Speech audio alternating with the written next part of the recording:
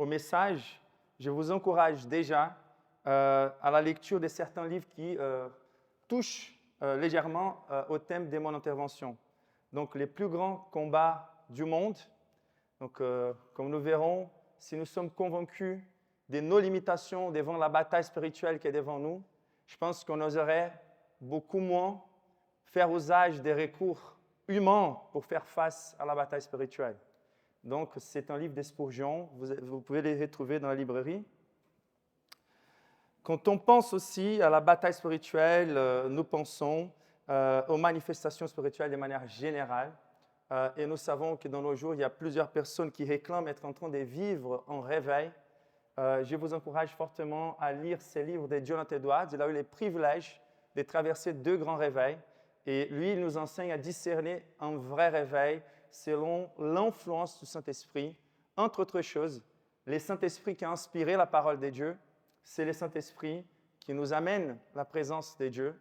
Et donc, il va toujours nous pousser envers la parole de Dieu si c'est un réveil légitime. Et la prédication bénie par Dieu. Donc, l'autorité de la parole de Dieu se manifeste surtout par l'exercice de la prédication fidèle.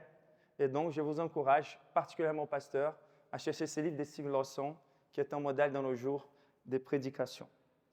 OK. Donc, vous allez avoir quelques pauses plus longues après mon intervention et après les questions-réponses, et vous allez pouvoir profiter de ces moments pour la librairie.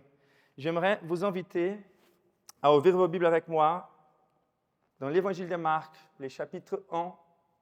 Nous allons lire les versets 21 jusqu'au verset 28.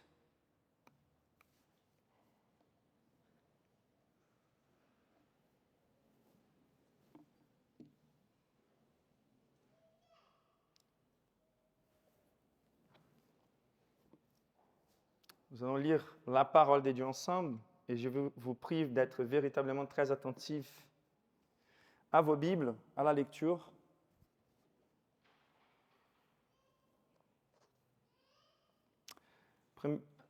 Livre l'Évangile de Marc, chapitre 1, verset 21.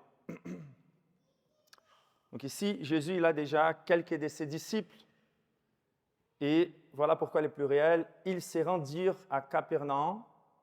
Et les jours du sabbat, Jésus entra d'abord dans les synagogues et il enseigna. Ils étaient frappés de sa doctrine, car il enseignait comme ayant autorité et non pas comme les scribes. Il se trouva dans leur synagogue un homme qui avait un esprit impur et s'écria : « Qu'y a-t-il entre nous et toi, Jésus de Nazareth ? Tu es venu pour nous perdre. Je sais que tu es les saints de Dieu. » Jésus les menaça, disant : « Tais-toi et sors de cet homme. » Et l'esprit impur sortit de cet homme en l'agitant avec violence et en poussant un grand cri. Tous furent saisis de stupéfaction, de sorte qu'ils se demandaient les uns aux autres : « Qu'est-ce que ceci ? Une nouvelle doctrine ? » Il commande avec autorité, même aux esprits impurs, et ils lui obéissent. Et sa renommée s'est répandue aussitôt dans tous les lieux environnants de la Galilée. Prions ensemble. Seigneur, nous voulons t'exprimer toute notre reconnaissance pour ces jours que nous vivons, en exposant nos vies à l'exposition de ta parole.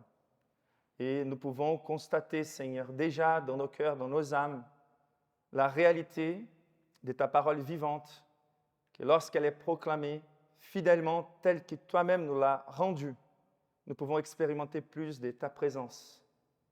Et c'est par cette manière que tu gouvernes contre toute manifestation de la chair et contre toute résistance à ton royaume. Car c'est par la proclamation de ta parole qui t'a créé l'univers et que tu es en train de restaurer un peuple pour toi. Et les portes de l'enfer ne peuvent pas prévaloir dans leur résistance contre les progrès de l'Église. Nous te supplions, Seigneur, que tu puisses nous donner encore une fois la grâce de contempler la manifestation de ton autorité par la proclamation fidèle de ta parole. Au nom de Jésus, Seigneur. Amen.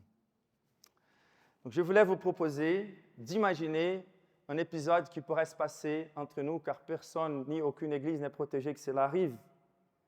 Mais je voulais imaginer, je vais bien pointer vers une place qui est libre pour que personne ne se sente particulièrement visé, même si l'objectif des Écritures, c'est que nous tous nous sentons particulièrement visés. Et donc, on va imaginer qu'ici, dans les premiers rangs, on pourrait avoir quelqu'un qui serait en train de participer à la conférence, mais pendant l'une des prédications, cette personne aurait pu manifester être possédée par un démon. Je pense que ça allait énormément nous surprendre, comme je pense que pour cette synagogue à Capernaum, ça a été surprenant. Donc c'est très intéressant de remarquer, dans ces passages, je considère comme l'un des aspects les plus surprenants, c'est que dans les lieux même où on s'attendait les plus être sûr de la présence de Dieu, de la présence de l'Esprit de Dieu, d'être surpris par une personne qui ne devrait pas être là, bienvenue, ni un invité. Mais c'était une personne, ou peut-être plusieurs personnes, qui étaient bien à l'aise dans cette synagogue, ce qui peut représenter une église pour nos jours. Et cette personne ou ces personnes, il s'agit des démons, des êtres personnels que la Bible nous présente, des êtres spirituels, et qui étaient en train de posséder un homme dans cette communauté. Et donc, quand on lit l'évangile de Marc, nous sommes devant un objectif central de la part de l'évangéliste, et bien sûr de la part du Saint-Esprit dès le départ. Nous savons que les publics cibles des Marc, c'était particulièrement les Romains, les peuples romains. Et dans cet objectif, il connaissait bien la culture des Romains et l'importance qu'il donnait à la figure de l'empereur. Donc, s'il faut que Marc gagne l'attention du peuple romain, c'est surtout par la thématique de présenter le Seigneur Jésus-Christ comme le Seigneur des Seigneurs, comme celui qui a l'autorité, comme celui qui a la puissance, qui surmonte et qui surpasse toute autre force qui puisse vouloir s'imposer contre lui. Et particulièrement, c'est un enseignement très clair que Marc est en train de nous présenter ici. Non seulement, tout au début, les premiers versets de son évangile, il va présenter le Seigneur Jésus-Christ comme l'évangile du Seigneur Jésus-Christ, c'est qui était une expression romaine, impériale, une expression qui représentait un roi qui sortait dans une bataille pour soit conquérir un autre peuple, soit pour libérer un autre peuple qui était assiégé. Donc la bonne nouvelle, c'est une thématique revêtue d'autorité où une déclaration est faite aux personnes en disant « Répentez-vous, sinon mon royaume sera imposé. » Soit vous vous assujettissez à cette favorisation que ce royaume divin est en train de vous offrir, soit vous serez ou vous finirez comme tous les autres ennemis de Dieu. C'est intéressant car Jésus l'a présenté dès le départ comme celui qui annonce cet évangile ou cette bonne nouvelle. Mais dans ces points particuliers, tout au début de l'évangile de Marc encore, nous sommes devant la première leçon que le Seigneur Jésus-Christ veut communiquer à ses premiers disciples, ses premiers apôtres. Et quel est l'objectif du Christ? C'est dès le départ de laisser très clair dans la mentalité, dans les cœurs, dans l'esprit de son peuple et surtout de ses disciples, de quelle bataille s'agit la bataille spirituelle. Et par là, nous pouvons être convaincus que lorsque nous sommes dans une génération qui est dans un débat ou dans un dialogue pour mettre en question la suffisance des Écritures, moi, je suis plutôt convaincu que si nous nous rappelions des enjeux qui sont là pour l'avancement du royaume de Dieu, nous n'allions jamais oser à ne pas faire recours exclusivement à la parole de Dieu lorsqu'on pense à rentrer dans cette bataille. Si nous pensons très bien, les enjeux que la Bible nous présente, c'est de démontrer dès le départ qu'à la racine et derrière toute impression d'incrédulité, toute impression des pressions culturelles, d'imaginer que la difficulté de personnes pour croire à Christ ou à la vérité, il s'agit tout simplement des stratégies de communication rhétorique humaine, ou d'un peu plus de contextualisation, ou de chercher à discerner très bien quels seront les points qu'on doit confronter frontalement et d'autres non. Et bien sûr qu'il y aura toujours une bonne mesure des réflexions dans les choses qu'on fait, Mais je pense que si dès le départ, on se rappelait que ce qui rend les personnes esclaves de l'incrédulité va bien au-delà de ce que nos forces, nos réflexions ou nos stratégies humaines pouvaient acquérir, nous serions encore plus dans la conviction de notre nécessité de faire recours exclusif de ces armes que Dieu lui-même a pourvues pour nous dans cette bataille spirituelle. Donc, quand on contemple ces discussions plus récentes, nous voyons d'un côté une espèce de naïveté de la part des chrétiens. La naïveté de ne pas considérer quels sont les obstacles devant nous. Nous pouvons commencer par la considération que si Dieu nous appelait à faire l'évangélisation, Dieu nous appelait donc à ressusciter les morts. Et personne ici n'a la capacité de ressusciter les morts. Si nous considérons que derrière cette condition des ténèbres des êtres humains dans sa condition naturelle, il y a encore un aveuglement satanique, nous devrions nous rappeler de départ que ce n'est pas à nous de développer des stratégies humaines pour surmonter cette bataille spirituelle. Donc d'un côté, il y a beaucoup de naïveté. Et moi, je ne veux pas rentrer dans la discussion avec vous si vous croyez encore dans les possessions démoniaques ou non. Moi, personnellement, je ne vois pas trop de sens dans ce débat, car je pense que la première personne la plus intéressée qu'on ne croit pas à son action ou sa participation dans nos vies aujourd'hui, c'est Satan lui-même. Quelqu'un a déjà dit que Satan, il a deux stratégies qui sont les plus intéressantes. La première, c'est de faire les personnes croire qu'il n'existe pas. Et la deuxième, c'est de faire les personnes croire qu'il est beaucoup plus puissant qu'il ne l'est. Et des fois, on voit des églises qui méprisent énormément la participation de Satan derrière l'aveuglement spirituel de notre génération. Et de l'autre côté, nous voyons des personnes qui parlent tellement de la puissance de Satan qu'ils enlèvent même la responsabilité des individus chrétiens dans leurs péchés, qui les rend encore plus victimisés car tout est faute de Satan, et qui parlent plus de Satan que Jésus-Christ. Et les deux extrêmes sont très malsains pour les peuples de Dieu. C'est très intéressant de remarquer donc que nous ne devrions ni craindre de manière très exagérée sa puissance, mais nous ne devrions non plus négliger son action constante. Et là, pour moi, ce n'est pas une question de combien intense l'œuvre de Satan peut être encore parmi nous, mais ce que je peux vous dire, c'est que si jamais on se prépare pour les pires, on sera encore plus préparé pour la bataille. Et donc la réalité ici, c'est que cet épisode est un épisode qui se passe à cette synagogue à Capernaum, qui a aussi ses similarités avec Paris, par exemple. C'était un poste roman, c'était une région qui était considérée plus ou moins une région qui a vécu une espèce de corruption nationale pour les Juifs, car elle a assimilé énormément la culture romaine. Et là, il y avait la présence des autorités romaines, et voilà pourquoi aussi Marc est en train de présenter cet épisode. Et notamment, nos cultures, elles seront aussi toujours en train de faire la pression contre l'Église. Et à la fin des comptes, on doit poser la question, qu'est-ce qui s'est passé à cette Église qui a fait que même en étant une espèce d'Église, Satan se retrouvait très à l'aise, ou les démons se retrouvaient très à l'aise dans son intérieur. Et ça, c'est une question très importante pour nous à se poser. Et les textes clés qui nous donnent la réponse de ce qui est la différence principale d'un endroit où les démons se sentiront à l'aise, où ils ne peuvent pas résister et rester, c'est ça qu'on va retrouver dans le verset 22. Car lorsque Jésus vient et qu'il enseigne la parole de Dieu à cet endroit, qui enseignait déjà la parole de Dieu, il l'a enseigné d'une certaine manière particulière que Satan n'a plus pu tolérer d'y rester. Donc, ce n'est pas tout simplement une question d'enseigner la Bible. C'est une question de comment nous comprenons les Écritures, avec quelle fidélité on prêche les Écritures, avec quelle confiance nous prêchons les Écritures. Ils étaient frappés de sa doctrine, verset 22, car il enseignait comme ayant autorité et non pas comme les scribes.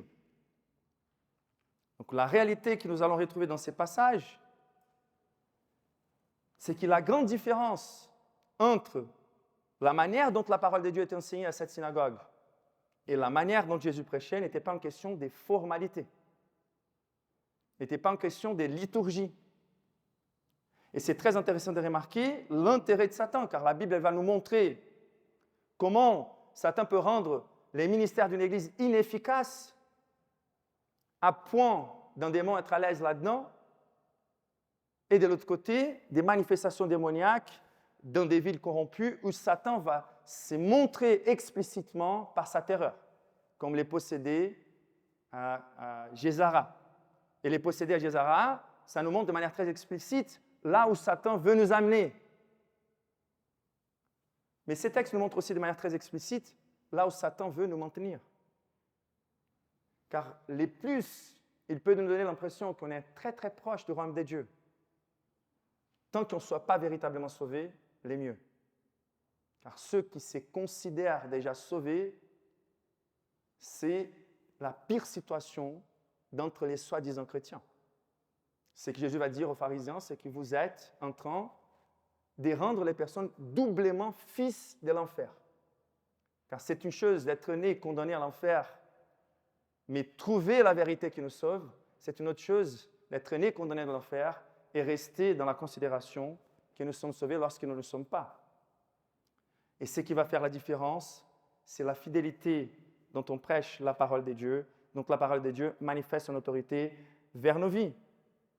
Et donc, il y a une manière d'enseigner la Bible qui peut rendre plus ou moins favorable l'action de Satan.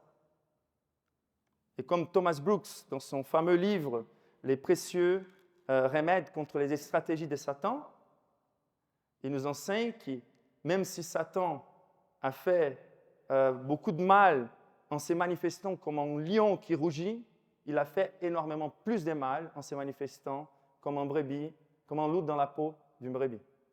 Et c'est comme ça qu'on doit considérer cette bataille qui est devant nous. Nous devrions expérimenter la sensation d'une nécessité de faire usage exclusivement des ressources que Dieu lui-même est seul capable de surmonter cette bataille, nous a pourvues. Et donc, l'autorité suprême du Seigneur Jésus-Christ se manifeste dans ces passages en accord avec la parole de Dieu et à travers la parole de Dieu. La présence du Christ souverain se manifeste à travers la parole du Christ et non pas comme les scribes et les pharisiens. Attention, des docteurs de la Bible. Attention, des leaders religieux, traditionnels. Et c'est intéressant car cette classe représentée par les scribes, elle va toucher deux autres classes, comme les pharisiens et les sadducéens, dont les Christ lui-même nous a exhortés contre leur levain, la subtilité. D'un côté, ceux qui sont très accrochés à leur propre tradition, l'assurance qu'ils ont d'avoir la bonne interprétation, mais d'être très accrochés à la formalité, à ce qui est externe. Mais de l'autre côté, les sadducéens, ils avaient une mentalité encore plus adaptée au monde, à la culture. Ils ne croyaient pas aussitôt dans la totale inspiration de toutes les portions des Écritures. Ils ne croyaient pas à la résurrection. Des choses qui semblaient être difficiles pour les peuples de croire à l'extérieur devenaient aussi difficiles pour eux de croire dedans. Difficile de toucher à certains sujets et tenter d'embrasser et adapter la Bible à certaines théories qui sont évidemment contraires à ce que la parole de Dieu enseigne pour éviter la confrontation. Et donc Jésus l'a enseigné non comme ses stratégies pour atteindre le plus grand nombre de personnes possible, mais il a prêché comme en ayant autorité. Et la question qu'on doit se poser, c'est comment cette autorité se manifeste. La bataille spirituelle est là, et l'autorité de Dieu se manifeste pour faire son royaume avancer lorsque Christ honore la prédication fidèle de sa parole. Jésus-Christ, il est lui-même la parole faite chair, ça c'est clair pour nous. Il est celui qui a inspiré par son esprit la parole de Dieu. Et cette parole même est la parole par laquelle les Christ se manifestent. Si nous sommes là aujourd'hui, ce n'est pas car nous voulons faire des échanges de connaissances bibliques, c'est car nous voulons que Dieu manifeste sa présence entre nous par sa parole. Et la réalité, c'est que Dieu est l'autorité suprême. Christ est le Seigneur suprême. Et comment donc la parole de Dieu se manifeste? Et la réalité, c'est que lorsque la Bible est fidèlement prêchée, l'Esprit du Christ, l'Esprit de Dieu, il vient honorer cette parole que lui-même nous a donnée. Et c'est ça que nous devons attendre. Nous ne savons pas quand est-ce que le Christ va porter cette puissance à travers notre prédication fidèle, mais nous savons que s'il va manifester sa puissance, ça sera fait à travers sa prédication fidèle. Et donc, comment grandir en confiance? Comment constater l'autorité de la parole de Dieu? Comment s'exercer dans l'autorité de la parole de Dieu? Comment pouvons-nous contempler plus souvent la manifestation de cette puissance, de cette autorité? La première réponse que je veux vous proposer, c'est que l'autorité de la parole de Dieu s'exerce et se manifeste par la soumission du croyant à la parole de Dieu. Ça, c'est tout simplement extraordinaire dans les passages. Ici, nous sommes devant un Jésus qui, avant tout, est en train d'obéir à la parole de Dieu, soumis à la parole de Dieu. Dans une ville qu'il traversait, il n'a pas raté cette habitude, cette ordonnance biblique d'aller les jours du Seigneur à cette représentation de l'Église. Et donc, verset 21, il s'est rendu à Capernaum, et les jours du sabbat, Jésus entra d'abord dans la synagogue et il enseigna. Donc, c'est intéressant, même si le Seigneur Jésus-Christ, il est Dieu lui-même, il était en train, en tant que notre Messie, celui qui est notre substitut, il devrait accomplir parfaitement toute la loi à notre place, y compris ces commandements bibliques d'honorer les sabbats. Et donc, Jésus, les sabbats, il part à la synagogue. Donc, il est pour nous un modèle à cet égard, car il est parti là et il a eu l'occasion d'avoir reçu l'espace d'enseigner, mais la réalité, c'est que la pratique d'aller à la synagogue, c'était surtout pour apprendre. Et nous voyons quelle était l'habitude du Seigneur Jésus-Christ, par plusieurs passages différents du Nouveau Testament, depuis son enfance, comment il était assidu à la synagogue. Et donc, c'est intéressant de remarquer, nous savons que la synagogue n'est pas une institution biblique, mais elle semble être quelque chose que le Seigneur Jésus-Christ a validé quelque part, surtout car la structure de l'Église que Christ a instituée pour le Nouveau Testament a une liturgie très similaire à celle des synagogues. Et donc, la réalité, c'est que la manière dont on conduit nos cultes ont quelque part beaucoup de continuité avec ce qui s'est passé à la synagogue. On chantait des chants bibliques, ensuite, on lisait les textes bibliques et on expliquait les textes bibliques. Et c'est ça que le Seigneur Jésus-Christ a fait. Car les rôles centraux de la synagogue, c'était les mêmes rôles centraux que les sabbats a toujours été institués pour représenter. Les sabbats a été institués dans la création pour que l'être humain ait la communion avec Dieu, mais ensuite, lorsque Dieu a donné la loi à Moïse, il a institué de manière encore plus officielle, quelque part, les sabbats, et les symboles des 10 commandements étaient les sabbats eux-mêmes. Et les tables de la loi, c'est ça qui était entré dans l'arche de l'Alliance, pour nous laisser très clair qu'au centre du sabbat, c'est les dieux qui se manifestent par sa parole. C'est les dieux qui nous parlent par sa parole. Et donc, nous voyons par l'exemple du Seigneur Jésus-Christ qu'en honorant cette ordonnance, nous avons la possibilité d'expérimenter la manifestation des dieux à travers sa parole. L'Église est les moyens des formations des disciples par excellence, car c'est là où la parole de Dieu doit être prêchée fidèlement. C'est par là que Dieu nous parle. Et nous ne pourrions jamais négliger l'importance d'honorer les dimanches aujourd'hui pour nous, d'honorer cette conception du sabbat, car en l'honorant, nous nous soumettons au ministère de la parole de Dieu. Si vous voulez évaluer la légitimité de la liturgie de vos églises, il faut considérer quelle est la place qui est donnée à la parole de Dieu. Car l'Église a été instituée, tel que Christ va venir nous confirmer plus tard, comme l'endroit où la parole de Dieu et tous les commandements de Dieu sont ordonnés. Matthieu 28, faire des disciples en enseignant les personnes à garder tous les commandements. Et donc la réalité, c'est que l'apôtre Paul, encore plus tard, va présenter l'Église comme la maison de Dieu. Une maison où deux personnes aussi opposées ne devraient jamais habiter. La présence de Dieu dans sa maison et la présence des démons dans la maison de Dieu. Et donc, quand est-ce que l'Église sera la maison de Dieu de manière indubitable? C'est les moments où la parole de Dieu, qui a les fondements, ou la colonne, l'appui de la vérité. Et dans les textes originaux, c'est la notion des fondements et aussi la notion des bannières. L'Église, elle est là pour proclamer la parole de Dieu et l'Église, elle est là fondée sur la parole de Dieu. Et donc, Jésus-Christ, il était en train d'honorer les sabbats de cette manière. Mais c'est intéressant car non seulement par l'expérience de Jésus qui nous enseigne l'importance d'apprendre la parole de Dieu dans une église biblique, mais nous voyons aussi l'importance pour cet homme qui a vécu cette délivrance d'être là les dimanches. Pardon, les sabbats, mais c'est qui pour nous sera les dimanches.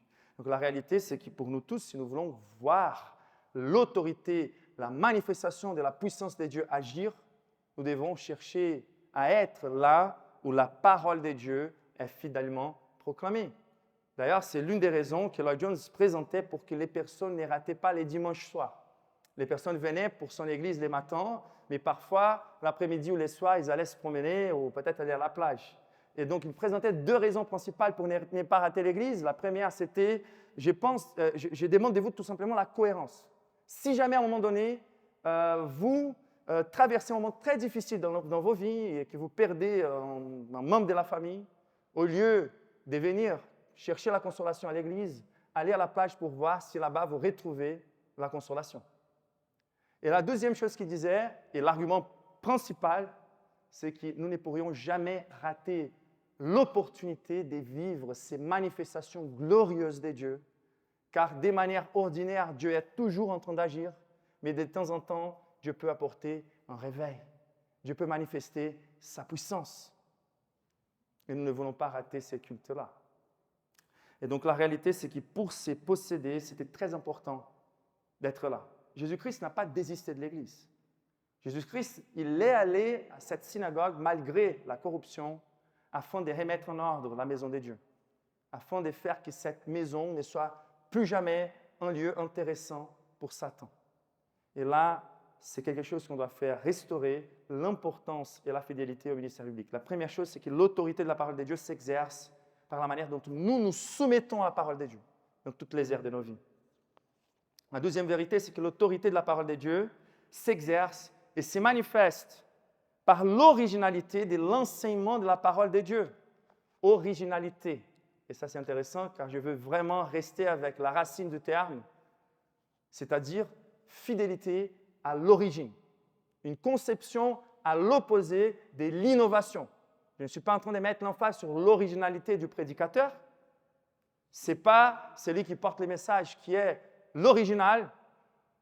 L'originalité de la parole de Dieu veut dire être fidèle à la source, à l'origine.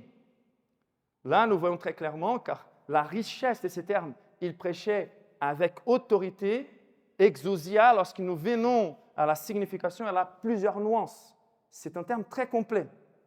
Et la réalité, c'est que ça veut suggérer cette autorité des connexions à la source. Donc imaginons-nous que Dieu n'a jamais laissé son peuple à l'imagination pour les connaître, ni pour l'adorer. Et Dieu a été très généreux dans la révélation qu'il nous fait dans sa parole envers soi-même. Nous trouvons dans la Bible tout ce qui est suffisant à salut et pour que l'homme de Dieu soit sanctifié. Et nous sommes enseignés par la parole de Dieu que nous sommes devant une bataille spirituelle incroyable, qui dépasse nos forces. Si nous voulons voir l'autorité de Dieu manifestée, il faut qu'on s'accroche, qu'on s'attache à la provision de Dieu lui-même, de ce qu'il lui-même nous a dit.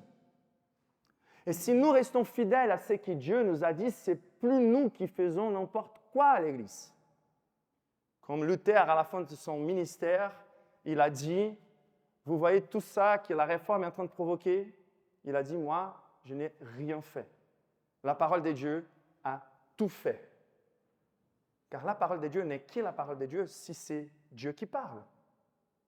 Et lorsque les prédicateurs commencent à parler plus de ses expériences personnelles, ou avec une quantité d'illustrations non bibliques, qui pourraient être facilement trouvées dans la Bible, juste pour sonner un peu plus relevant ou pertinent dans sa génération, pour montrer qu'il est très éduqué dans la société, pour démontrer de la rhétorique, on est en train de perdre beaucoup de temps, on devrait être plutôt en train de présenter au peuple la parole de Dieu. La parole de Dieu. L'autorité de la parole de Dieu, elle ne reste qu'avec les paroles que Dieu a données. Et donc, c'est très important de reconnaître que l'enseignement de Jésus-Christ, contrairement à l'enseignement des pharisiens, c'était un enseignement connecté à l'origine. Et donc, même si le Christ, il était l'auteur lui-même de la parole de Dieu, lorsque nous lisons le Nouveau Testament et que nous voyons les contenus de l'enseignement du Christ, il était toujours en train de faire référence au texte sacré de l'Ancien Testament. Imaginez-vous, il est Dieu lui-même, il est la source lui-même, il pourrait être en train de parler de soi-même, mais qu'est-ce qu'il nous a dit? Les choses que je vous parle, je ne parle pas de moi-même, je parle de la part de Dieu. La citation, les contenus, les expositions du Seigneur Jésus-Christ, la correction des mauvaises interprétations, tout basé sur la parole de Dieu. Voilà comment nous voyons l'autorité du Christ par rapport aux traditions des pharisiens, aux changements, aux interprétations particulières de son époque. Lui, l'auteur lui-même. Mais aussi, le Seigneur Jésus-Christ, il manifeste cette autorité d'originalité par la liberté dont il prêchait. Et pour moi, ça, c'est très extraordinaire, car dans les termes originaux, les mots ont une nuance qui nous parle de liberté. Et intéressant, ce n'est pas la liberté de ceux qui se sentent très à l'aise dans un pupitre, car il faut avoir toujours cette crainte que même l'apôtre Paul avait avant de monter dans un pupitre, de prêcher en tremblement, crainte devant Dieu. Et la réalité, c'est que plusieurs personnes se sentent très à l'aise, car il nous semble qu'ils n'ont pas de la crainte envers Dieu. Ils sentent qu'ils sont plutôt dans leur maison que dans la maison de Dieu. Mais la réalité, c'est qu'il y a une liberté qui est très appréciable ici. Et c'est plutôt cette fluidité. C'est cette manière dont la personne qui prêche montre comprendre tellement bien toutes les parties et l'ensemble qu'il est spécialiste dans la théologie systématique, mais aussi dans la théologie biblique. Et que lorsqu'il va nous donner des conseils, il va plutôt aller à Sophonie et des personnes et des textes bibliques qu'on ne connaît pas beaucoup, comme les puritains le faisaient. Mais on va en liberté, comme c'est le commandement que Paul donne à Timothée, que personne ne méprise ta jeunesse, mais que tu puisses te présenter comme celui qui dispense droitement la parole de la vérité. Et ça veut dire celui qui a la capacité de manuser très bien la parole de Dieu. Et donc, imaginez-vous que Jésus-Christ, en tant qu'être humain, en tant que notre Messie substitut, car Dieu, il connaît tout, mais en tant qu'être humain, il a tellement étudié la Bible qu'il avait toujours la capacité même de citer contre Satan les paroles que Satan était en train de tordre des Écritures contre lui. Et donc, nous devons restaurer cette figure. Nous devons restaurer l'appréciation. Vous savez, nous vivons aujourd'hui en France une conséquence du libéralisme théologique, du modernisme qui a eu lieu dans le passé, et qui jusqu'à aujourd'hui, on n'a plus jamais restauré l'importance de la figure de les spécialistes de la Bible. C'est triste que nos églises aient, dans la majorité des cas, des pasteurs qui sont à temps partiel. Et la réalité, c'est que c'est un ministère très légitime et nous devons l'apprécier. Mais nous devrions cibler pour aller au-delà. La parole de Dieu parle des enjeux qui touchent des enjeux éternels. Une fois, j'étais en train d'avoir une conversation avec certains pasteurs et je disais sur l'importance en fait qu'on traverse bien avant de considérer une possibilité de nous approcher, qu'on traverse bien les principales doctrines des Écritures pour qu'on sache qu'on est dans la même longueur d'onde. Et il m'a dit, moi je préfère plutôt à la mesure où les défis apparaissent, aller chercher dans la Bible. Et je me suis dit, mais est-ce que c'est comme ça que tu ferais avec ton enfant les jours où il est malade? Tu vas chercher un médecin qui a fait juste les 3 premiers mois de médecine et confier son état de santé physique à quelqu'un qui n'est pas un spécialiste dans ces domaines. Sauf que nous sommes devant des enjeux éternels. C'est soit le ciel, soit l'enfer. Nous devons restaurer et cibler, d'apprécier et des pouvoirs pour que nous ayons des hommes de Dieu qui sont considérés comme les hommes de la Bible. Nous devons prier pour ça. Et la réalité, c'est que les pharisiens avaient cette caractéristique d'être plutôt maîtres dans leur domaine préféré dans la Bible, dans leur domaine des contrôles, mais il manquait cette liberté, cette fluidité. Ce qui touche encore une autre nuance, encore dans cette originalité, c'est-à-dire une connexion tellement claire à la source des choses. C'est comme je disais à ma fille, je sais que c'est dur pour toi de t'entraîner sur les pianos, sur les bases. En même temps, tu apprécies énormément lorsque tu entends quelqu'un jouer très bien. Si tu veux t'envisager en jouant aussi bien, il faut t'entraîner énormément dans les bases. Et la réalité, c'est que dans la Bible, c'est la même chose. Nous devons restaurer la diligence, pas que pour les pasteurs, mais pour nous tous. La bataille spirituelle est constante. Et la réalité, c'est que nous devons nous entraîner. Donc, c'est comme on disait de Lloyd Jones, lui, il a toujours ciblé le réveil, mais il n'a jamais vécu cela. Et la réalité, c'est qu'il a tellement ciblé ça, il a tellement cherché ça, que même s'il n'a pas, peut-être n'a pas vécu un réveil, nous voyons clairement combien proche il était. Et nous, on devrait avoir la même ambition dans les choses spirituelles, dans la parole de Dieu. Je ne peux pas me sentir un peu menacé car je regarde ou je suis dans une conférence où j'entends des docteurs, des prédicateurs qui connaissent très bien la parole et me dire « je ne vais jamais arriver ». Je peux ne jamais avoir les mêmes appels ou arriver à une telle connaissance. Mais si je cible cette connaissance, je serai beaucoup mieux dans le futur. Donc il faut avoir de la diligence dans la parole de Dieu afin de pouvoir enseigner à nos épouses, à nos enfants, partager l'évangile et surtout pour nous les prédicateurs, avoir cette liberté dans les pupitres. Ce n'est pas la liberté détachée de la parole, mais c'est la liberté dans la parole. Comme un pianiste spécialiste dans son domaine. Et c'est ça. Imaginons comment les Christ il prêchait et combien de citations il faisait et avec quelle liberté il croisait les textes bibliques par les niveaux de conviction qu'il avait dans toute cette connaissance. C'est intéressant aussi car cette authenticité, elle touche la notion d'autorité aussi. Et par authenticité, c'est qu'il y a aussi une signification de terme. Je veux suggérer une connexion cœur à cœur avec l'auteur. Une connexion relationnelle avec l'auteur. Car l'une des choses qu'on doit les plus restaurer dans nos jours, c'est de restaurer, d'avoir les mêmes sentiments du Christ dans nos cœurs.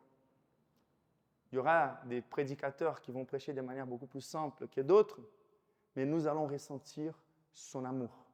Différent des pharisiens, qui étaient plutôt intéressés à contrôler les personnes, à interdire des choses que Dieu n'a jamais interdites, à chercher du gain, à avoir du respect de la position, qui voyaient plutôt cet espace-là comme un lieu pour exercer autorité, pour être vu. Mais la réalité, c'est que le Seigneur Jésus-Christ a eu ses ailes, cette confrontation même parfois, car la parole de Dieu doit dicter, attention à ce que je vais vous dire, non seulement les contenus de nos messages, mais la parole de Dieu doit dicter les affections de nos cœurs lorsqu'on prêche les messages. Car c'est plutôt l'attitude du Christ ici qui est mentionnée, car il prêchait possiblement les mêmes contenus, mais nous étions en train de contempler l'authenticité, l'autorité, un vrai amour. Et le vrai amour fait que nos émotions, lorsqu'on prêche, sont en train d'exprimer les contenus qu'on dit croire. D'ailleurs, la seule distinction à la fin entre nous et les Satans, Ce n'est pas forcément de croire en Dieu ou dans les bonnes doctrines, mais c'est l'amour que nous avons pour les choses qu'on croit. Alors, comme nous le verrons dans ces passages, Satan est les premiers, ou les démons ici sont les premiers à reconnaître l'identité réelle de Jésus-Christ. Je sais très bien que tu es les saints de Dieu. Marc va attendre jusqu'au chapitre 15 pour démontrer les premiers hommes convertis. C'est les centeniers à la croix. Mais jusque-là, il y a plusieurs reprises où les démons vont reconnaître l'autorité du Christ. Donc attention, il ne suffit pas d'avoir une église formelle avec une doctrine correcte, mais c'est intéressant d'évaluer l'authenticité avec laquelle on prêche. Et on ne peut pas excuser la culture tout simplement. On ne peut pas tout simplement dire c'est mon sang italien ou mon sang français ou l'Europe qui est un peu moins vers les émotions, les affections.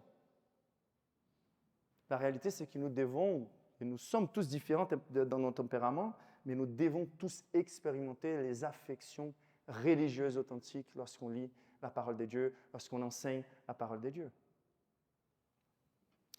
Et donc là, l'autorité du Christ, elle était manifestée par l'originalité, la connexion à la source, la bonne interprétation des Écritures. Car si la Bible, elle a un seul auteur à la fin, elle a une seule interprétation. Si nous avons des divergences, nous pouvons avoir tous tort ou un seul d'entre nous être correct. Mais la réalité, c'est que la plupart des divergences doctrinaires, des variétés dans l'Église, ne sont pas bibliquement justifiables. Nous avons quelques points doctrinaires où la Bible n'est pas forcément conclusive de manière très explicite, mais nous ne pourrions pas justifier toutes les différences que nous voyons dans la maison des dieux aujourd'hui par ce que la Bible enseigne clairement. Donc, l'autorité de la parole de Dieu, troisième point, s'exerce et se manifeste par la pureté de la parole de Dieu. Ça, c'est un point qui devrait être étonnant pour nous, car quand on arrive au verset 22, il dit « Ils étaient frappés de sa doctrine, car il enseignait comme ayant autorité, et non pas comme les scribes. » Donc ça, déjà, une distance entre la manière dont les scribes prêchaient et cette notion de pureté dont Christ prêchait. Et ensuite, il dit « Il s'y trouva dans leur synagogue un homme qui avait un esprit impur, et qui s'écria « Qu'y a-t-il entre nous et toi, Jésus de Nazareth ?» Donc Satan, il est condamné, nous savons très bien, il n'a aucune possibilité d'être restauré. Les péchés commis par les anges rebelles dans l'éternité les ont rendus dans une condition éternelle de perdition. Donc les plus grands intérêts de Satan aujourd'hui, c'est de préserver le plus grand nombre possible de personnes à leur destin final, rendre l'Église inefficace. Et ce qui est intéressant à remarquer ici, c'est cette déclaration qu'on devrait bien saisir. Car si on pense à chaque layer, à chaque couche des corruptions à cette synagogue, nous sommes en train de contempler ce qui est à la racine. Et donc attention, car parfois, on a l'impression qu'on peut aller un peu plus proche du bord de l'abîme dans nos stratégies pour gagner les cœurs des non-croyants. On peut aller un peu au-delà dans cette théorie ou dans cette philosophie ou dans cet enjeu politique. Et nous allons parfois très loin, à point de tomber dans l'abîme. Et la réalité, c'est que les contrastes entre Jésus-Christ et Satan et les démons n'est pas un contraste quantitatif. Ce n'est pas une question de combien loin je peux aller, mais c'est une question qualitative. C'est une séparation comme les soleils des ténèbres. Et la réalité ici, c'est que les démons savent cela de manière très claire. Nous n'avons qu'une source d'eau pure. Et cette source d'eau pure est la parole de Dieu. Et comme un verre d'eau, que si nous mettons une goutte de poison, ça peut devenir mortel, la parole de Dieu est la même chose. Et lorsque Satan est en train de dire, ou les démons sont en train de dire, qu'y a-t-il entre nous et toi, c'est pour nous enseigner de manière très claire. Nous savons déjà là où il veut nous amener, à la perdition, à l'enfer, à l'hypocrisie religieuse, à l'incrédulité. Et parfois, nous nous sentons très protégés. Nous pensons que nous pouvons aller jusque-là. Mais pour Jésus, la différence, c'est que le niveau de son attachement à la pureté des Écritures a rendu clair, même pour Satan, qu'il n'y a rien entre Christ et Satan. Et ça, c'est quelque chose qu'on devrait nous rappeler. Derrière l'incrédulité, il y a l'œuvre de l'aveuglement de Satan.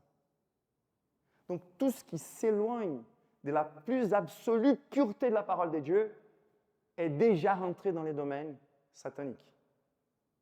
Soit la Bible est parfaitement pure et nous nous accrochons à sa pureté, soit la moindre dilution fait que nous ayons déjà plus d'accord et d'intimité avec les démons qu'avec les Christ lui-même. Et nous devrions être attentifs, surtout dans nos jours où, bien sûr qu'il y a toujours une bonne mesure de contextualisation, mais une hyper-contextualisation nous pousse à négocier certaines doctrines de la foi. Et parfois, Dieu, dans sa grâce, peut permettre même que des personnes soient sauvées en négociant une doctrine qui nous considérons n'est pas être capitale. Et parfois, même si la personne devient croyant, son attitude envers la parole de Dieu sera aussi floue, aussi flexible, avec manque de confiance. Et ça rend inefficace les ministères, même pour l'évangélisation. Donc la pureté ici révélée, c'est non seulement la pureté avec laquelle nous présentons la parole de Dieu, mais la pureté aussi de cette vie que nous menons. Car Jésus va lui dire, même si la déclaration de Satan est correcte, il va lui dire que tu es venu pour nous perdre, et ensuite il dit, je sais que tu es le sang de Dieu. Et Jésus les menaça en disant, tais-toi et sors de cet homme. Ce n'est pas intéressant pour Christ, pour son Église, que ceux qui ne vivent pas ce qu'ils prêchent soient des représentants du Christ. De nier, comme dit l'apôtre Paul, la puissance de l'Évangile par l'immoralité de nos vies. Le christianisme nominal, l'impureté de nos vies, elle va couper la gorge de nos sermons, même si nous sommes accrochés à la pureté de la parole. Donc l'autorité de la parole de Dieu s'exerce et se manifeste par la pureté de cette parole. Le quatrième point, c'est que l'autorité de la parole de Dieu s'exerce et se manifeste par l'autorisation de la parole de Dieu. Et ça, c'est vraiment possiblement pour ceux d'entre nous qui côtoyons ou qui participons des milieux plus charismatiques, c'est peut-être la chose principale à restaurer dans la considération de la bataille spirituelle. Car ici, dans les passages, nous ne voyons pas un entretien au Satan. Nous ne sommes pas devant les mercredis du chassement des démons. Il n'y a pas dans l'agenda de l'Église les jours où on va inviter toutes les possédés pour chasser leurs démons. Dans la Bible, ce que nous voyons, c'est que le Seigneur Jésus-Christ était en train de faire usage des moyens ordinaires de prédication de la parole de Dieu, l'Église, l'enseignement, mais il a prêché d'une telle manière que la maison de Dieu n'était plus un endroit où les démons seraient à l'aise. Pas d'entretien, pas des blagues, car même l'archange Michel n'a jamais osé faire des blagues envers Satan. Nous connaissons très bien la force qu'il a. Mais c'est intéressant, car ici, si le Christ peut faire quelque chose contre l'empire des ténèbres, c'est car il a conquis l'autorité pour les faire. Et ça, c'est un enjeu théologique très important. Pourquoi? Car au contraire de certaines suggestions hérétiques qui nous disent que Christ à la croix était en train de payer un prix à Satan, Christ à la croix, il était en train de régler quelque chose entre Dieu et Dieu. Car notre accusateur, il est le premier à vouloir nous conduire envers les péchés en disant « Dieu n'est pas aussi sévère, vas-y ». Mais les moments où on tombe, il est le premier aussi à nous accuser. Comment tu peux te considérer chrétien en ayant pratiqué cela? Lui, donc, il est l'accusateur.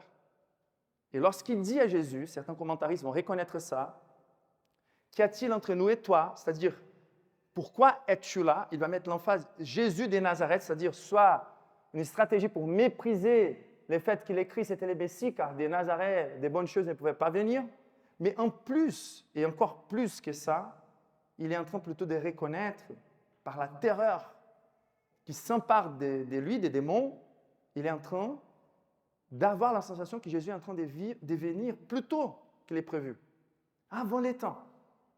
Et ils savent qu'il y aura un jour de jugement final. Mais ce qui est intéressant, c'est de dire, c'est comme s'il était en train de dire à Jésus, tu es le Saint de Dieu. Et comment penses-toi pouvoir exercer de la grâce, de la faveur envers des hommes pécheurs? Car nous, comme Saint Anselme a bien expliqué dans son livre pourquoi Dieu s'est fait homme, cur de homme, il nous a bien expliqué que le Seigneur Jésus-Christ, il était en train de vouloir satisfaire les demandes de Dieu lui-même afin de pouvoir nous libérer de cette condamnation. Il va nous expliquer que la manière dont Satan exerce son autorité, de manière, bien sûr, à usurper, ce n'est pas une autorité légitime qu'il a, mais c'est une autorité par intérêt. Il est toujours en train de naviguer avec les vents. Et les contrôles qu'il exerce sur l'humanité, c'est un contrôle qu'il exerce car nous avons les mêmes intérêts. Nous sommes aussi rebelles, nous sommes aussi corrompus. Et il est tout simplement en train de présenter les appâts afin qu'on les suive. Voilà un contrôle que Satan, nous sommes tous rebelles. L'enfer est préparé pour les rebelles et pour les démons. Et donc la question ici, c'est quel droit tu as, Jésus, les saints des dieux, de te mêler avec ces êtres humains qui sont aussi rebelles que nous?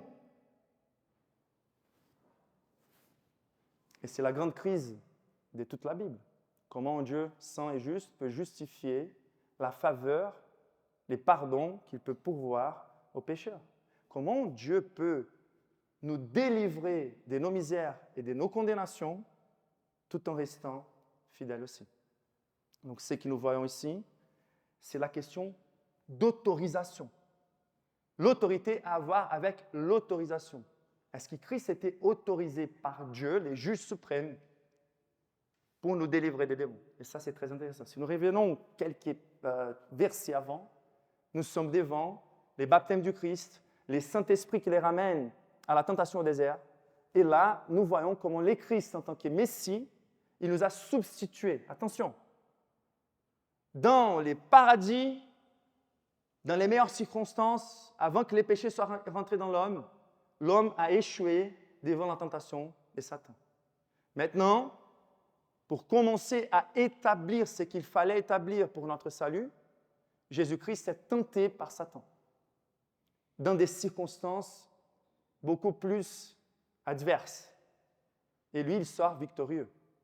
Et c'est juste après que Jésus a conquis quelque part cette victoire sur Satan qu'il commence à exercer et manifester cette puissance progressive contre les démons. Voilà pourquoi ils disent que c'est une nouvelle doctrine, car ils n'étaient pas habitués à voir ces types d'exorcisme appliqués à leur époque.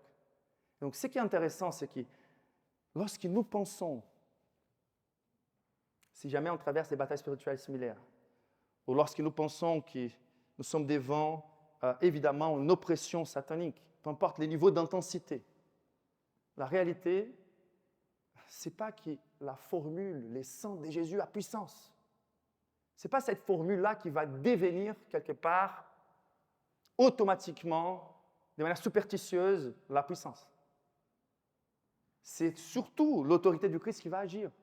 Mais nous allons avoir plus de convictions, nous allons avoir plus d'assurance et plus convaincus nous sommes que le Seigneur Jésus-Christ a complètement réglé cette problématique de pouvoir avoir l'autorité de nous pardonner parfaitement.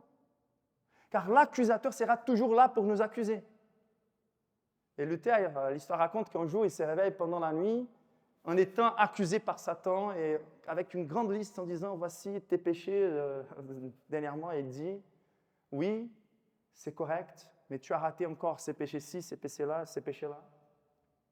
Mais tu sais une chose, le Seigneur Jésus-Christ à la croix, il a payé parfaitement pour tous mes péchés. » Les plus convaincus nous sommes de fait que le Seigneur Jésus-Christ a conquis dans sa vie parfaite, pendant toute sa vie, de mener une vie devant Dieu qu'aucun de nous ne pourra jamais vivre, une vie parfaite, et d'avoir subi la punition parfaite à la croix de tous nos péchés condensés, de nos vies passées, de nos vies présentes, et ce qu'on va encore commettre. Tout cela a été condensé et déversé sur Christ à la croix. Et Christ s'est mis dans la position du paratonnerre des dieux, en déviant la colère des dieux contre nous, envers soi-même dans la personne de son Fils. Ce n'était pas une dispute contre la puissance de Satan.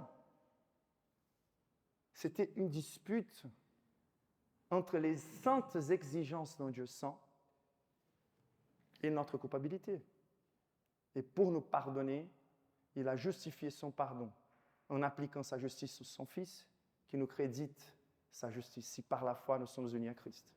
Et donc, quand nous sommes convaincus que l'œuvre du Christ a été parfaitement accomplie, nous partons vers la culture la plus progressiste, la culture la plus postmoderne au monde, sachant que derrière la corruption même du monde et derrière l'incrédulité de chaque individu, il y a l'œuvre de Satan.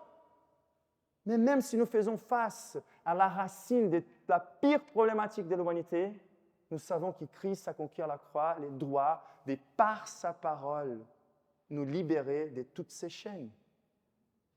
Et nous pouvons être fidèles à la pureté des Écritures, la proclamer dans la postmodernité avec l'assurance que la parole de Dieu va affranchir tous les élus. Donc pour nous, dans la bataille spirituelle, au lieu d'être plus centré sur la quantité des manifestations de Satan ou l'usage des termes spécifiques, les sangs de Jésus à puissante, je t'ordonne, etc., nous devrions être beaucoup plus convaincus de l'œuvre parfaite et du fait que l'autorité de Dieu a été confiée à Christ et à travers lui à son Église, car il a déjà conquis les droits de nous bénir et de faire son Église avancer. Toute autorité m'a été donnée dans les ciels et sur la terre. Allez donc, faites des disciples de toutes les nations sans rien changer. Et la dernière vérité pour conclure, c'est que l'autorité de la parole de Dieu s'exerce et se manifeste par la puissance de la parole de Dieu. Et donc la Bible nous dit à la fin qu'ils étaient frappés de sa doctrine, verset 27, tous furent saisis de stupéfaction, mais les moments même où Satan manifeste cette puissance pour résister à l'ordre du Christ, le Christ va prévaloir contre cette résistance, va dire « tais-toi, sors de cet homme » et par là, nous voyons la puissance de Dieu s'est manifestée pour la délivrance en possédé. Qu'est-ce que nous faisons de là? C'est de nous rappeler que la seule puissance pour ressusciter les morts, pour délivrer les personnes des démons, se trouve dans la communication fidèle de la parole de Dieu. Si nous voulons voir la puissance de Dieu se manifester dans nos vies, dans nos ministères, nous devons nous accrocher à la parole de Dieu en prière. Nous devons toujours vivre cette vie de prière constante en suppliant à Dieu. Dieu, sans toi, je ne peux rien faire. Une église qui ne prie pas pour plus qu'elle soit là, en train d'être fidèle aux Écritures, elle est en train de dire à Dieu, Dieu, nous n'avons pas besoin de toi. Et la réalité, c'est que dans cette manifestation de la puissance du Christ, nous voyons l'exercice de son autorité. Et donc, parfois, c'est les manques de notre confiance dans toutes ces manières de prêcher la parole de Dieu qui font que nous n'expérimentons pas la puissance de Dieu. Nous sommes en train de faire plus de confiance à d'autres puissances dans ce monde. Mais Jésus, il a cette autorité qu'il a manifestée de façon très claire pour surmonter la puissance de celui qui est le plus fort qui pouvait empêcher l'Église de grandir. Et rien n'a changé. Donc, pour résumer, derrière la plus grande résistance, il y a un travail diabolique. Il n'y aura jamais progrès pour l'Église sans la bataille spirituelle. Mais Christ a la capacité de surmonter tout obstacle contre les progrès de son Église. Il a promis qu'il allait bâtir son Église.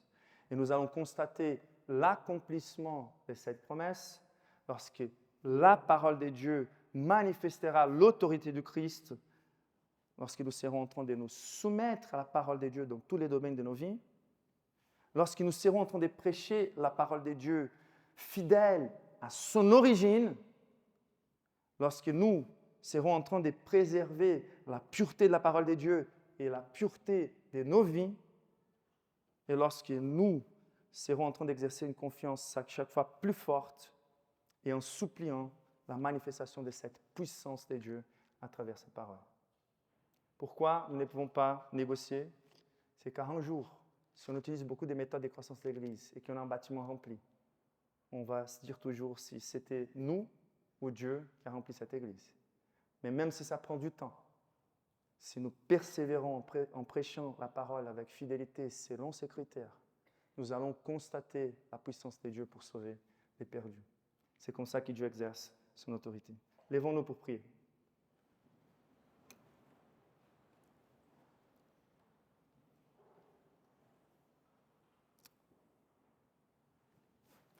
Nous te supplions, Seigneur, que ton royaume puisse continuer à avancer puissamment par ton autorité.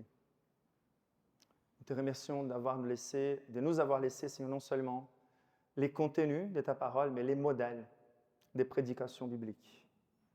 Nous te supplions, Seigneur, que nous puissions apprendre à recevoir ta parole et à enseigner ta parole par les modèles de notre Seigneur Jésus-Christ. Nous te supplions, Seigneur, que par ta grâce, la puissance que tu as conquise et l'autorité que tu as conquise à la croix puisse être exercée, Seigneur, pour que ton royaume continue à avancer. Bénis, Seigneur, toutes les églises qui sont ici représentées, toutes les familles qui sont ici représentées. Que nous ayons, Seigneur, chaque fois plus de confiance et fidélité à l'enseignement biblique afin de contempler ta puissance, ton autorité s'exercer dans nos vies. Au nom de Jésus, Seigneur.